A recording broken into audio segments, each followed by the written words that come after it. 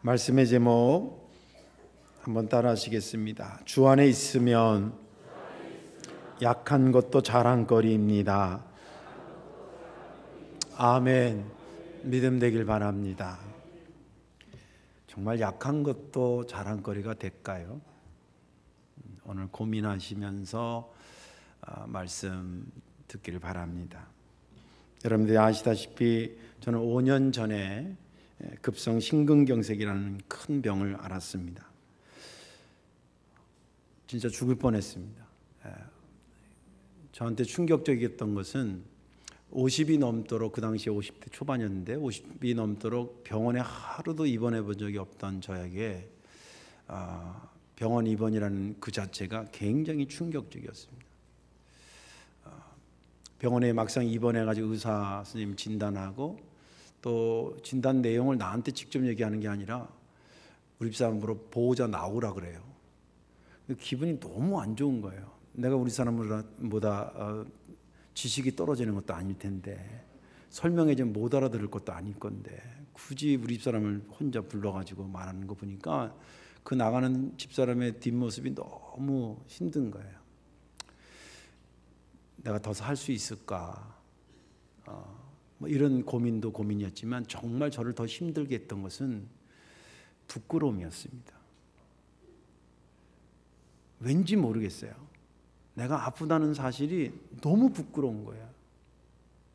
그래서 저희 집안 누이들도 있고 어머니도 계시잖아요. 연락 안 했습니다. 우리 사람으로 하지 말라 그러고 처가에도 처남들이 있고 아버님, 장모님, 장인 어른 계시는데 연락하지 말라 그랬습니다. 누구 한 명이라도 내 병을 아는 것에 대해서 너무 힘든 거예요. 근데 이게 한 주간 뭐 있다가 나올 정도면 소문 안 나게 그냥 끝나면 되는데 한 주간이 가, 두 주간이 가, 세 주, 한 달 이렇게 나가니까 소문이 안 날래 안 낼 수가 없어서 제가 도저히 연락을 정말 안 했는데도 듣고 온 분들이 위로해주고 격려하고 기도해주고 그랬습니다. 그분들이 걱정할까 봐도 전화를 안 한 것도 있지만 사실은 부끄러움 때문에 전화를 안 했습니다.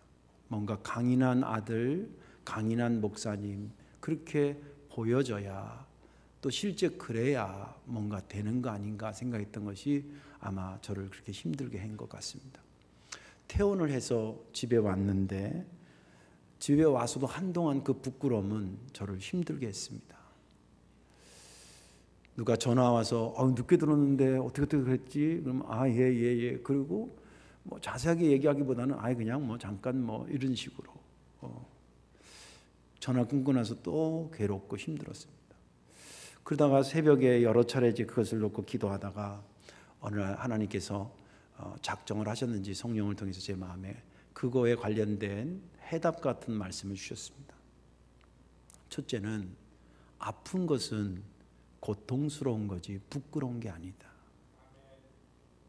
두 번째는 네가 아픈 거하고 내가 너를 사용하는 거하고는 상관이 없다. 세 번째, 네가 치료되는 과정에서 너는 하나님의 놀라운 너를 향한 사랑의 손길과 능력의 손길을 경험하지 않았냐. 네 번째는 네가 이것을 통해서 앞으로도 해야 될 하나님을 증거하는 일에 얼마나 많은 것을 얻었는지 네가 이 사실에 대해서 회복된 것을 보면서 하나님 앞에 충성해야 되겠다는 그런 마음이 안 들더냐. 이런 몇 가지 것들이 막 몸에 생각으로 들어오면서 마음이 편안해지기 시작했습니다. 마음이 편안해지니까 다시 한번 반추해서 내가 아픈 것에 대해서 반추해 보니까 아파서 잃어버린 것도 물론 있었어요. 그런데 그 아픔을 통해서 내가 어디서 얻을 수 없는 어마어마한 많은 것들을 얻었더라고요. 그래서 그때 이후로는 누가 그런 것을 얘기하면 그 과정 속에서 나를 지켜주고 정말 하나님의 은혜로 살았던 그런 것을 간증하게 되고 오히려 나의 약함을 위해서 기도를 부탁하게 되고 그러면서 오늘까지 목회를 하고 있습니다. 주 안에 있으면 약한 것도 자랑거리입니다. 오늘 본문에 있는 말씀은 바울이 고린도 교회에 보낸 두 번째 편지인데 자기의 속 심정을 그대로 진솔하게 나타낸 말입니다. 그가 복음 증거하고 교회 생활 열심히 하라는 말 하기도 바쁜데 왜 거기에 자기 이렇게 간증과 같이 그다음에 진솔한 얘기를 했냐면 이 고린도 교회에 엉뚱한 사람들이 들어가 가지고 바울이 니네들이 아는 그런 사도가 아니다, 거짓 사도다, 또 너희들을 돌보는 것은 사실은 너희들을 돌보고 싶어서 그런 게 아니라 너희들한테 어떤 이득을 취하기 위해서 그런 거다, 뭐 이런 감언이설을 맡겨가지고 교회가 슬렁슬렁하다는 소식을 듣고 너무 마음이 괴로운 거예요. 그래서 바울이 나는 어떤 심정으로 당신들한테 복음을 증거했고 지금도 내가 당신들의 교회를 얼마나 사랑하고 있고 나는 어떤 처지에 있는지에 대한 것을 진솔하게 얘기하는 중에 오늘 본문에 있는 말씀이 나옵니다.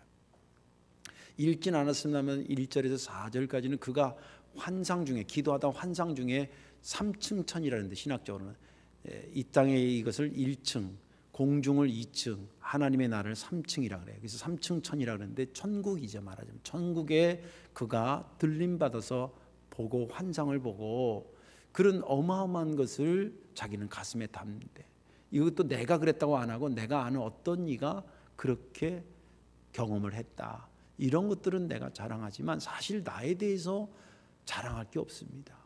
나는 나의 약한 것을 여러분들에게 자랑하려고 합니다. 고린도 교회 여러분, 여러분들 잘 아는 것처럼 나는 고질병이 있습니다.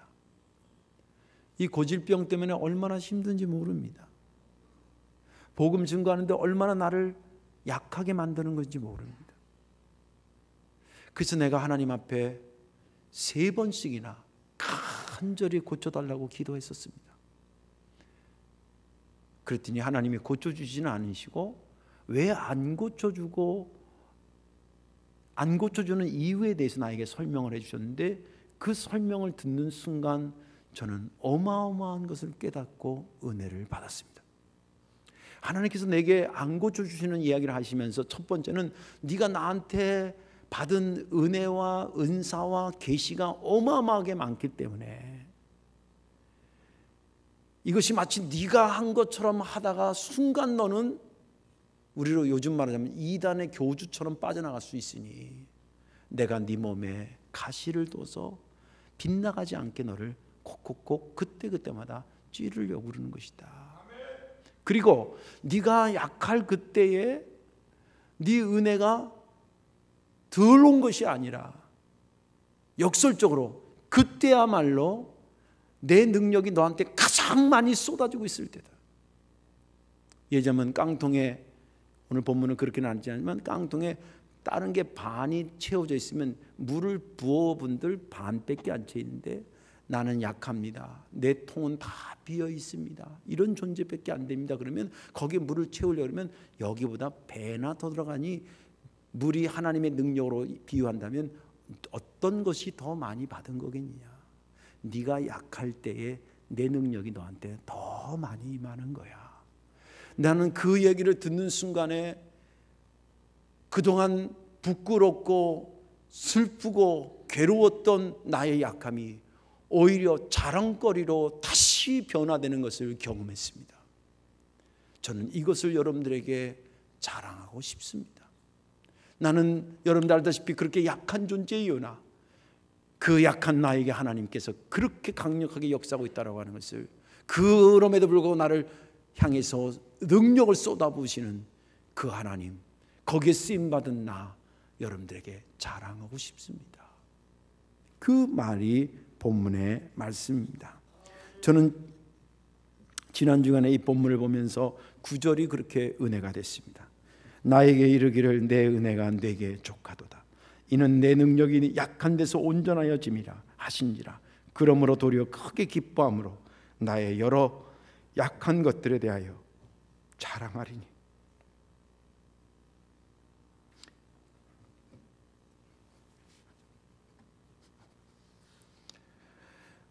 이는 그리스도의 능력이 내게 머물게 하려 함이라.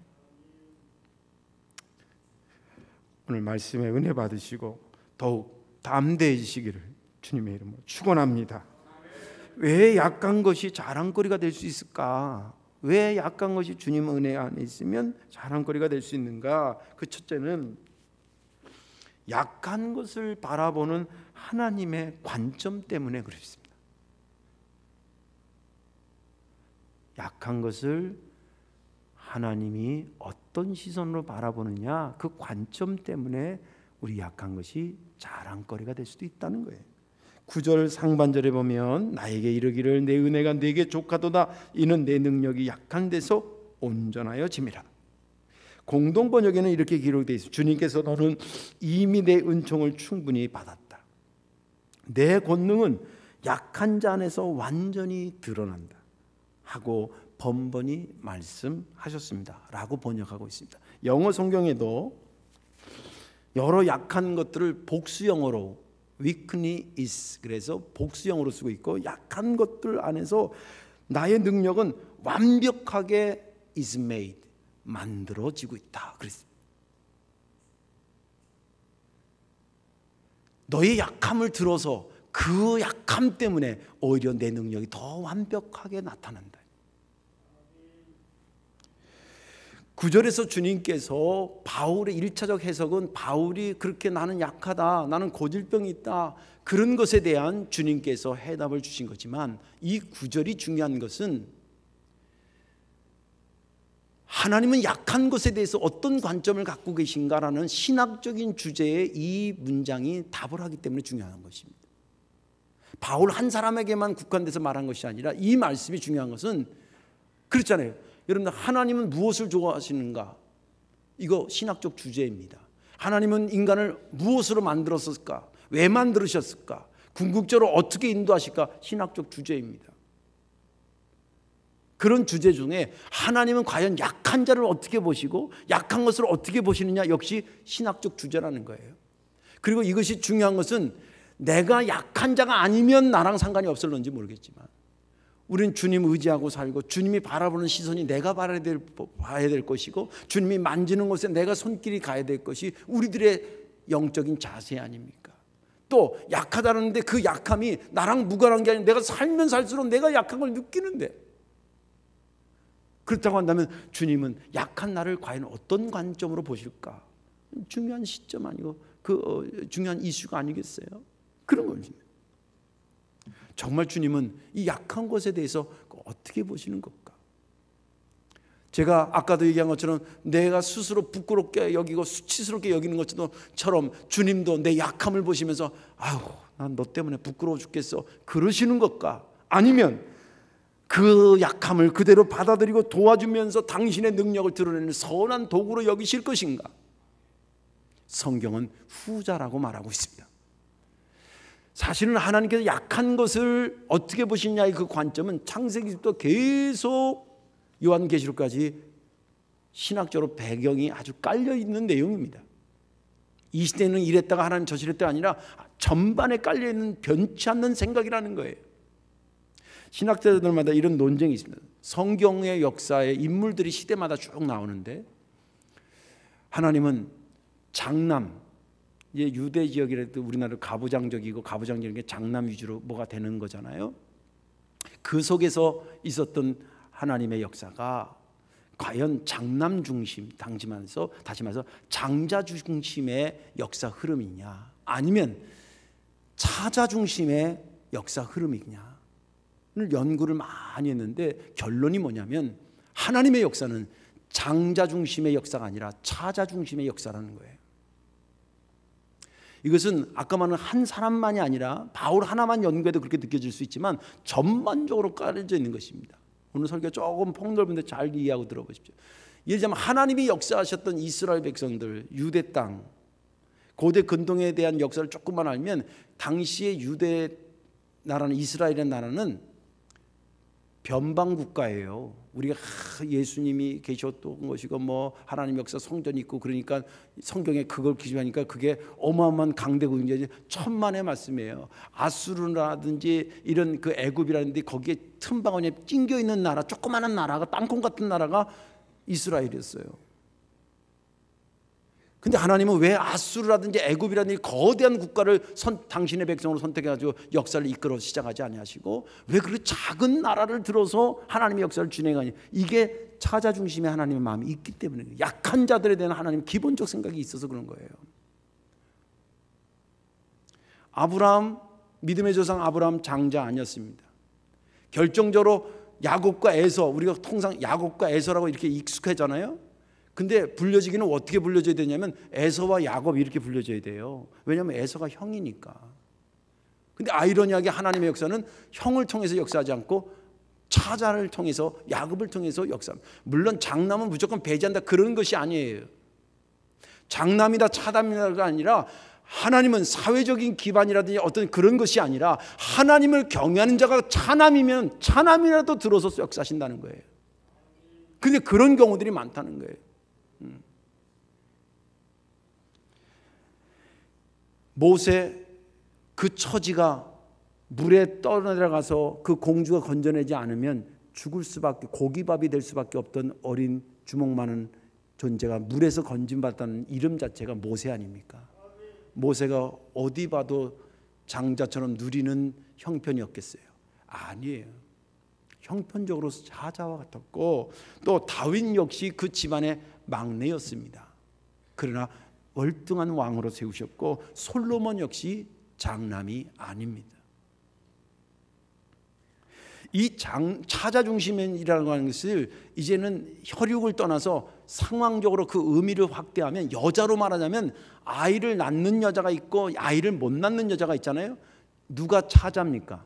아이를 못 낳는 여인이 차자와 같은 여자입니다. 근데 성경의 역사를 보면 아주 중요한 인물 중에 아이를 못 낳던 여인이 아이를 낳아서 위대한 인물을 하나님 앞에 드리는 역사들이 굉장히 많아요. 아까 얘기한 믿음의 조상 아브라함의 부인 사라, 아기를 결혼하면 애를 쑥쑥 낳아야 되는데, 어제도 결혼식 하나 있었는데 쑥쑥 낳기를 주의 이름으로 축원합니다. 왜 딴 분이 아멘하는데 정작 부모들이 아멘을 안 하는 것 같아. 결혼하면 애를 낳는데 애를 못 낳아. 상황적으로 장자의 개념이 아니라 차자의 개념이에요. 근데 이 낳지 못하는 여인을 통해서 아들을 낳게 하십니다. 또 그 난 이삭의 부인 리브가 역시도 금방 아기를 못 낳아요. 그래서 성경에 보니까 이삭이 간절히 하나님한테 기도했다 그래요. 그래서 태의문을 열어줘서 너무 열심히 기도해서 하나님이 하나가 아니라 둘을 주신 거예요. 같아요. 그런 거. 또 사사시대에서 왕정시대로 열어가는 그 기점에 왕이 먼저 된 게 아니라 왕을 컨트롤할 수 있는 선지자를 먼저 세웠는데, 그 선지자가 누구냐면 사무엘이잖아요. 사무엘을 낳았던 한나, 아기를 못 낳았던 여인이었습니다. 기억하시죠? 그리고 심셌던 사사 누구의 삼손의 어머니도 아기를 못 낳았던 여인이었습니다. 또 예수님 직전에 와서 복음을 증거했던 세례 요한, 아주 중요한 사람이잖아요. 세례 요한의 어머니 엘리사벳 역시도 아기를 맨 처음에 못 낳던 여인이었습니다. 우연일까요? 아니면 하나님이 약한 것을 어떻게 보는 관점이 있어서 이루어진 사건일까요? 저만의 생각이 아니라 많은 성경을 연구하는 자들이 하나님이 약한 자들을 돌보시고 위로하시고 세우시고 그를 통해 하나님의 능력을 드러내는 선한 도구로 삼기 때문에 그들의 역사들이 만들어졌다고 해석하고 있습니다. 바울에 대한 역사를 보더라도 그래요. 바울이 기독교 역사에 유산으로 남겨놓은 게 한두 개가 아닙니다. 바울이 세운 교회가 초대교회 전반 거의 바울이 세웠어요. 우리가 아는 조금 아는 에베소 교회, 빌립보 교회, 데살로니가 교회, 골로새 교회, 다 누가 세웠냐면 바울이 세운 거예요. 교회만 세운 게 아니에요. 사람도 얼마나 세웠는지 몰라요. 디모데, 디도, 빌레몬, 여자들 잘 아는 루디아, 다 바울이 세운 사람들입니다. 이 사람들이 얼마나 큰 역사를 이룬지 몰라요. 또 그가 선교 역사도 새로 썼습니다. 유대인들 초대 기독교 교인들은 전도 대상을 유대인들을 위해서 예수님이 오셨다고 생각했어요. 그래서 전도도 유대인들에게만 했었어요. 안디옥 교회에 있을 때 성령께서 강력하게 역사하면서 이방인에게도 복음을 증거하라고 세운 자들의 첫 번째 사람이 바나바와 바울이었습니다. 바울은 그것을 확신하고 복음을 땅끝까지 증거할 이방인들을 위한 내가 부름받은 사도라고 자칭 자기의 이름을 지으면서 정말 이방인들 전도를 위해서 일생을 바친 사람이었습니다. 또 신학적으로 그가 쓴 서신서를 통해서 신학적으로 얼마나 중요한 혁혁한 기준들을 마련했는지 모릅니다. 구원 행함으로 받는 게 아니라는 거예요. 이게 초대교 때 굉장히 심각한 주제였습니다. 행위로 구원받느냐 은혜로 구원받느냐, 은혜라는 거예요. 믿음으로 구원받는 거지. 자기 행위로 구원받는 것 같으면 예수님이 이 땅에 뭐하러 와서 십자가에 달려 죽으시냐는 거예요. 그분이 바보냐는 거예요. 그분이 십자가에 달려 드는 걸 우리가 뚜렷이 알고 있는데 어떻게 그것을 부인하고 내 행위로 구원받는다고 이러니. 아니다. 그 집약적으로 쓴 것이 로마서입니다. 이런 업적들을 보면서 이게 고질병을 앓고 있는 바울이 만든 역사라고 보는 사람들은 없다는 거예요. 바울 스스로도 이건 내가 만든 역사라고 말하지 않았어요. 나를 통해서 하나님이 역사하는데 그 나가 어떤 나냐? 고질병을 앓고 있는 약하디 약한 나를 통해서 역사를 이루셨다. 그렇다고 한다면 하나님은 과연 여기 다 약함이 다 있는 분들 아니에요. 나의 약함은 그분은 어떻게 보겠냐는 거예요. 장자 중심으로 보겠냐 아니면 차자 중심으로 보겠냐는 거예요. 바울을 그렇게 보시고 그 앞에 하나님의 사람들을 자자 중심적으로 보셨던, 약한 자를 돌보시고 그들을 붙잡으셔서 사용하셨던 하나님의 그 관점은 우리에게도 그대로 적용되는 관점이라는 거예요. 성경은 말하기를, 그래서 히브리서에 이런 말이 있습니다. 그러므로 피곤한 손과 연약한 무릎을 일으켜 세우시고. 누가? 하나님께서. 또 구약에는 상한 갈 때도 꺾지 아니하시고 꺼져가는 등불도 끄지 아니하시는 분이 하나님. 그 관점은 지금 나를 향해서도 계속 바라보시는 관점이래요. 가끔 우리는 우리의 약함을 스스로 부끄럽게 여기고 또 싫어할지 모르지만 하나님은 절대로 우리의 약함을 부끄러워 여기지 않습니다. 이것은 그분이 우리를 자녀 삼았기 때문입니다. 그러므로 하나님이 우리의 약함을 부끄럽게 여기지 않는다고 한다면 우리 역시 우리의 약함에 대해서 부끄러워요. 불편한 건 좀 있을 수 있을 거예요. 좀 힘든 것은 있을 거예요. 그러나 그것이 부끄러운 건 아니라고 하는 것을, 그분이 나를 그렇게 생각하니 나도 그 하나님의 시각으로 나를 바라보기를 주님의 이름으로 축원합니다. 그래서 우리가 나의 약함이 부끄럽지 않은 거예요. 그분이 그렇게 보고 있기 때문에.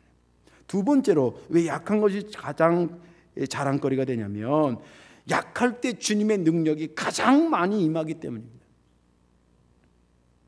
약할 때. 낚시하는 방법이 뭐 여러 가지가 있잖아요. 가장 좋은 낚시법이 뭐예요? 뭐 장대 낙대기를 하는 게 나요? 그물로 하는 게 나요? 뭐가 가장 쌍끌인가 무슨 끌인가 뭐 어떤 게 나 잘 모르겠는데 어떤 방법이 가장 좋은 방법이에요? 물고기를 가장 많이 잡는 방법이 가장 좋은 거예요. 그게 장대면 장대, 그물이면 그물. 무슨 말인지 아시겠죠? 하나님의 능력이 언제 가장 많이 나타나냐? 약할 그때 주님의 능력이 가장 많이 나타나기 때문에 약한 것이 자랑거리라는 거예요. 9절 읽은 하반부에 이렇게 기록되어 있습니다. 나의 약한 것들에 대해 자랑하는 이는 그리스도의 능력이 내게 머물게 하려 함이니라. 이 배경 속에 깔려있는 얘기는 뭐냐면 바울이요. 100번 그 마음이 이해가 돼요. 자기가 온전해지지 못하고 자기가 고침받지 못한 상태에서 누구를 위해서 고침받게 해달라고 기도하고 막 이런 것들이 뭔가 이게 안 맞는다고 생각했던 거고, 그런 상태에서는 하나님 능력도 좀 덜 나타난다고 생각했던 거예요. 예를 들어보세요. 자기한테 기도를 부탁하러 바울한테 누가 왔어. 예수님의 이름으로 기도했는데 나았어요. 근데 집에 들어와서 저녁에 잠을 자려는데 자기는 고질병 때문에 지금 괴로워하고 있어요. 이걸 저 사람이 낫지 않던지, 그러고 내가 안 낫던지, 아니면 저 사람이 나으면 나도 낫던지 그래야 되는데, 아니 내가 기도하면 주의 이름으로 기도하면 낫는데 정작 나를 위해서 내가 기도하면 안 나. 저는 그런 마음 100번 이해가 돼요. 목사한테 기도받으러 오는 교인들이 있잖아요. 예. 그러니까 내가 건강하고 내가 온전하면 심리적으로도 내가 정말 기쁜 마음으로 가서 누구도 기도해주고 막 이러고 싶은데 내가 고질병이 있으니 이게 참 진퇴양난인 거예요. 예. 이게 바울의 생각이었던 겁니다. 그런데 아까도 말하는 그 바울아 걱정하지 마라. 네가 약하다고 내가 너를 안 쓰는 거 아니야. 오히려 네가 약하기 때문에 내가 너에게 능력 부어줘서 너를 사용하고 있는 거야. 그래서 네가 약할 그때 가장 강한 때가 되는 거야. 너 생각해봐라. 네 생각으로 가득 찬 너한테 내가 들어갈 구멍이 없어.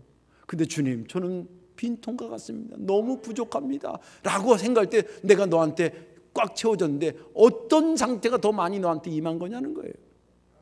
네가 강할 때가 언제 강할, 너의 능력으로 채워져서 강할 때하고 하나님의 능력이 채워진 때에 어떤 것이 더 너가 진짜가 강한 자라는 거예요. 성경에 그 참 재밌는 실제 이야기가 뭐냐면 모세 스토리잖아요. 모세가 이제 왕이 공주한테 양자로 들어가서 거기서 교육을 받으면서 한 40세까지 삽니다. 근데 유모 때 자기 어머니가 몰래 이렇게 먹이고 뭐 이런 경우가 있으면서 몰래 그런 얘기를 했다 그래요. 그 미드라시라 이런 데 보면 너는 유대인이다. 그래서 뭐 이렇게 그 모세 그 십계명 영화에도 보면 이렇게 유대인들이 하는 이 목도리 같은 그 유일한 좀 그 특징 있는 문양인 같은 게 있어요. 그걸 주면서 너는 유대인이다 잊지 마라. 이 교육을 받고 이제 그렇게 컸어요. 그리고 이제 보니까 늘 마음의 숙제처럼 유대인들에 대한 숙제처럼 있는 거예요. 근데 아시다시피 애굽 군사가 하나 때리잖아요. 그 막 괴롭히는 걸 불러다 쳤는데 애굽 군사가 죽잖아요.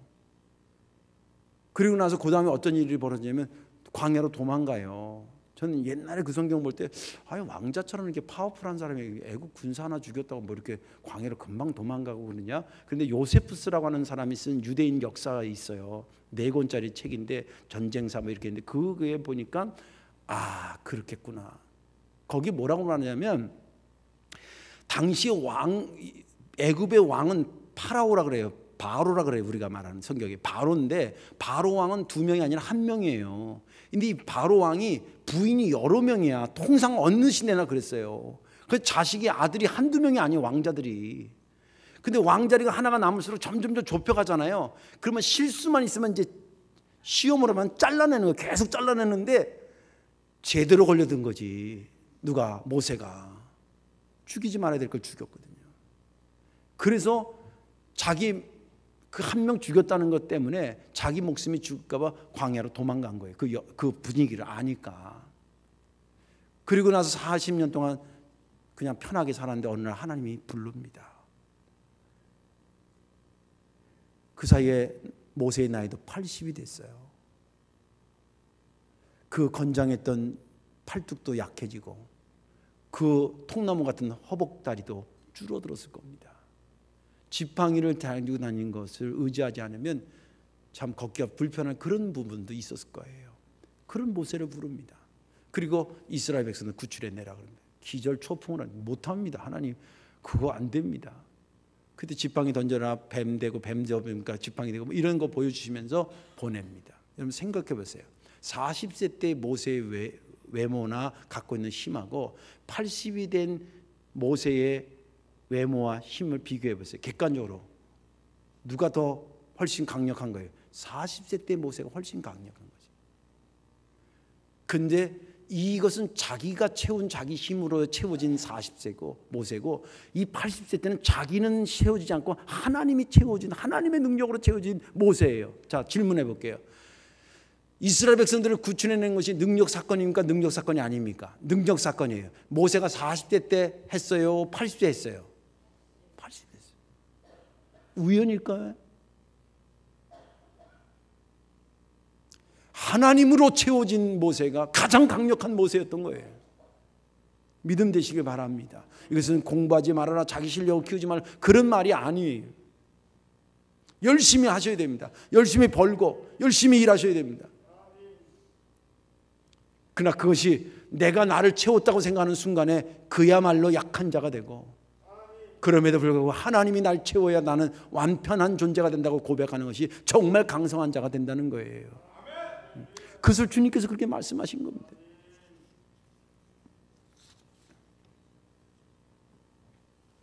하나님의 능력이 나의 약한 부분에 가득 채워졌을 때에 그때야 비로소 내가 가장 강력한 자라고 하는 것에 감사하시고 약한 것을 보면서 슬퍼하지 말아야 된다는 거예요. 10절에 말하기를 그러므로 내가 그리스도를 위하여 약한 것들과 능력과 궁핍과 박해와 곤고를 기뻐하는 이는 내가 연약할 때에 강함이라. 바울의 고백이 저와 여러분들의 고백이 되기를 주의 이름으로 축원합니다. 약할 그때 하나님의 능력이 가장 많이 임할 때니까 내 생애의 가장 전성기가 그때임을 믿으시기 바랍니다. 그래서 자랑거리가 되는 거예요. 이제 말씀을 정리합니다.